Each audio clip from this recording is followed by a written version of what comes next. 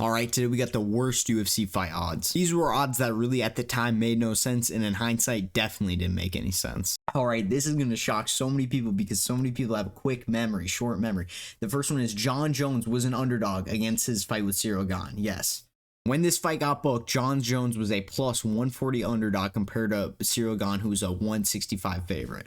And when this first dropped, a lot of people were saying Ciryl Gane was going to TKO him. He was going to pick him apart with his karate and his speed and all that bullshit. Not to mention, Gane got this fight off of beating Tai Tuivasa, maybe the fucking worst age win ever. Tai Tuivasa, beating him doesn't mean shit. And before that, this is what made me fucking question why this dude was a fucking favorite. He got out-wrestled by Francis Ngannou for 5 rounds straight. He got fucking wet-blanketed by Francis Ngannou, who took him down 4 times in the fight, bro. So if the dude with literally no skill is going to do that, what is a guy like Jon Jones going to fucking do to you with coming up with that light heavyweight skill?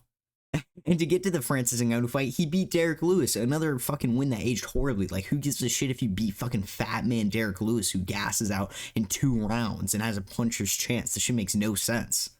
And this was probably the lowest time in Jon's career because he just came off of that loss to Dominic Reyes. But even then, a loss to fucking Dominic Reyes after dominating so long, like, your stock still has got to be high. And a lot of dudes were talking about ring rust and all that shit. Jon Jones has had ring rust before. He's gone like a fucking year without fighting because of the drugs and shit. Like, in between the first Cormier fight and the same Priest fight, he took a year and a half off. And then after the second DC fight, he took another fucking year and a half off. So him taking 3 years off, that's not that big of a deal, to be honest. Alright, the next one was going to be Sean Strickland versus Izzy. A plus 450 underdog was just stupid, and I'll tell you why. Sean Strickland at middleweight, he was undefeated. He went 6-0 until he fought Alex Pereira, which we know losing to Alex Pereira, that's not a fucking bad loss at all. That just shows you're right up there with the best. And then after that, he lost to Jared Cannonier, but in that fight, he got robbed. He should have beat Cannonier. Then he dominated Nasruddin Imavov, and he fucking destroyed the shit out of Abus. So when you look at all that, he's as a middleweight, he's 9-1 in the UFC, and his only losses to Alex Pereira. And you're telling me a guy like that should be a plus 500 underdog against Izzy, who's one of the most fucking overrated guys ever. And as a comparison, let's look at Izzy's fucking resume going into that. Let's just look at Izzy's last 8 fights going into that. So he knocked out Alex Pereira, but before that, he got knocked out by Alex Pereira. Had a horrible fight with Jared Cannonier, boring. He, quote-unquote, beat Robert Whittaker. Actually, what happened was Robert Whittaker got robbed. Whittaker clearly won 3 out of the 2 rounds. Beat Vettori, freaking boring fight again. Tried to move up, got squashed by Jan. Beat Paulo Costa convincingly, really good win there. And then before that, he robbed Yoel Romero. So in those 8 fights leading up to this dude was 4-4. Contrary to popular belief, Izzy wasn't the most fucking dominant champion we've ever seen in this time, and Izzy wasn't a monster who everyone was afraid of. And we all know how it played out. Sean Strickland didn't get lucky. He didn't have a puncher's chance, and he didn't even have to wrestle him. He went in there and just dominated him for 5 rounds. And this wasn't a fluke, because after against a guy like Dricus, who whoops on guys like Whittaker, you know what I'm saying? He had a razor close fight. And I just want to stress this before people comment it. Izzy still probably should have been a favorite, but not a fucking massive one. Like a minus 650 favorite, that's fucking insane. Alright, this next one's probably the craziest, and I do include it. Normally I don't give a shit about women's MMA, but this is probably one of the most disrespectful betting lines I've ever seen in my life. Amanda Nunes was a plus 220 underdog against Ronda Rousey at UFC 207. So leading up to this, Amanda Nunes wasn't really a legend yet, but she was just showing that she was definitely the best female fighter. She just finished Miesha Tate for the belt in the first round, and was just looking fucking dominant as hell, compared to Ronda Rousey, who just got fucking KO'd by Holly Holm, and before the KO honestly got dominant. So after that KO, she takes a year off where she really isn't giving a shit about training. She's coping about the loss, going on TV, trying to become a movie star and all that shit. And then she comes back to Amanda Nunes, who's literally better at her in every facet of the game, has better striking,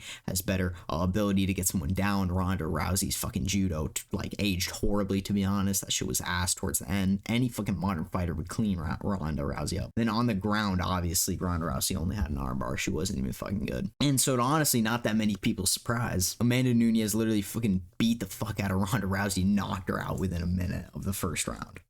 Just to show you how overrated Ronda Rousey is, going into that fight with Holly Holm, she had the same odds of fucking Cody Brundage and Bo Nickel. That's how much of a fucking can she was fighting, how overrated she was. Alright, and this next one with Max and Ortega. Max wasn't massively disrespected, like, in terms of odds. Like, this was close to a pick'em.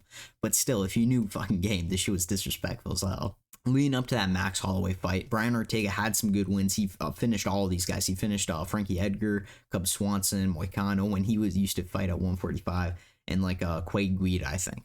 Those are all good finishes, but those aren't top fucking level guys. Those aren't the elites of the elites. Compare this to Max Holloway, who was on a 12-fight win streak going into that fight. With his last 2 fights, they were both finishes over Jose Aldo, bro. Like, let that just sink in. This dude finished Jose Aldo twice in a row after he got the belt from Anthony Pettis, was just looking unstoppable. And they thought a guy like Brian Ortega was going to be able to hang with him. Like, Ortega didn't have a good enough ability to get in close to Max and actually take him down and fucking use his BJJ on him. And as far as the feet, like, how did anyone think Brian Ortega had a fucking chance in hell of standing anywhere near Max Holloway? The dude was setting records on him and had to get a doctor stoppage. He whooped the dude's ass so badly. So it's just crazy to me how you can see all this shit at the time and think Brian Ortega would be the favorite. And I understand he was a hype train because he was finishing these guys on the ground. He just looked like a wizard, but it's like he fucking had, like, the jump up was a fucking old Frankie Edgar to prime, or not prime, but one of the best versions of Max Holloway's when he was like dominant champ. All right, and this last one was kind of recent, but this was going to be Charles Oliveira versus Dustin Poirier at UFC 269, where Charles Oliveira was a plus 165 underdog and Dustin Poirier was almost a 2-1 favorite. The reason why this was so crazy is this was prime Charles Oliveira, like scary, terrifying Charles Oliveira. He was on a 9-fight finish streak going into this. Before this, he had just dominated Tony Ferguson and finished Michael Chandler. And the bigger thing about that Chandler fight is in that Chandler fight, he really showed that he had just elite knockout power because everyone knew he had the ground game. He could submit whoever he wanted to. But this is when, like, people knew that he was actually one of the hardest hitting 145ers. And Dustin was good at the time for sure, man. But he had never really shown like that and like enough to be a 2-1 favorite. Like, he won the interim belt off of Max Holloway, but we know in hindsight that was a fat Max Holloway. It just looked horrible in there. Against Khabib, he got dominated on the ground, got subbed easy. Went to a war with Dan Hooker. I mean, come on now. He almost got finished by Dan Hooker. Had a good win in the second McGregor fight, and then in the third McGregor fight, it was a fake win. Conor McGregor broke his leg. And so going into this with Charles Oliveira, who's been on just a fucking dominant streak with, how could have odds makers had this guy as a 2-1 favorite? Like, you saw with a guy like Khabib, who had way better wrestling and stuff, but he didn't have near the submissions of Charles Oliveira. Just get this dude fucking dust in his back and just tap him out like that. What is he doing?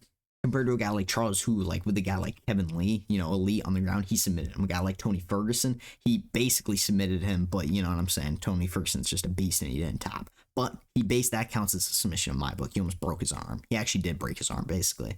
And then he finished Chandler. So honestly, I don't see how it was really much of a surprise when he went in there and finished Poirier, took his back and rear naked choked him. Like, I don't know, Khabib did before that. And once again, like, people might have the misconception. I'm not saying these shouldn't have been close fights, but Dustin Poirier shouldn't have been a 2-1 favorite. That's just ridiculous.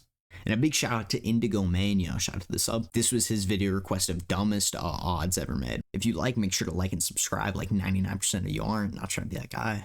But regardless, thank you so much for watching. Stick to the end of the video. Did any of these surprise you? Let me know in the comments. And if you agree with any of these odds, you know, let me know why in the comments. But anyway, until next time, it's Jon Does MMA. Thank you.